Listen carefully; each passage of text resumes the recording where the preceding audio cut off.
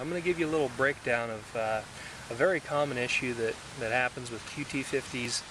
This is a Townie, an MJ50. They also put this same motor in the is either the Chappie or the Champ. I always get them mixed up, and a handful of others, and then also the PW50, little kid's dirt bike. But basically, one of the things that we've had happen with pretty much, I would say, 9 out of 10 of these scooters that we get, this bearing here on the pinion, over time it'll dry out, and you'll get the scooter back up and running and ride it around a bit, and you'll very quickly get a mechanical chewing sound coming from the rear end, and you're basically your pinion's starting to move around a little too much, and you're eating up the bearings.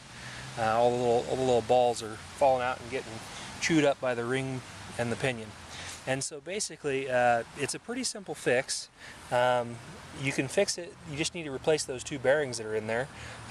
You can replace them with Yamaha bearings, which I think they're pretty pricey. If I do remember, I think they were $17 a piece, something like that. And that's a bit much for some basic bearings. You can get a replacement bearing through Parts Unlimited. It's the same exact dimensions and everything. It's part number 6201-2RS. You'll need 2 of them, and you will need to fashion a tool, because I couldn't find a tool anywhere that was made specifically. You need to be able to get this retaining nut out, and that's the first thing. I mean, once you have this housing off the bike, you've got to be able to get that retaining nut so you can press out the 2 bearings and put in the new ones. So we fashioned our own from an axle nut tool. If you're lucky, you can catch them on sale. I think Cycle Gear, they'll have them for like 12 bucks occasionally. This one was a bit pricier, and you can see them as much as, I think, $40-some. So basically, we took one. You have to chop off one of the smaller ends, and then drilled a hole right down the middle.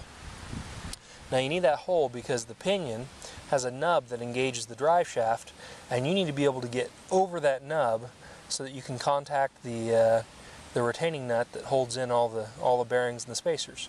And so you'll back that off, and then you'll be able to press out the bearings and put in new ones. This is a great way to get into wrenching. It's a little bit more involved than just getting the scooter back up and running.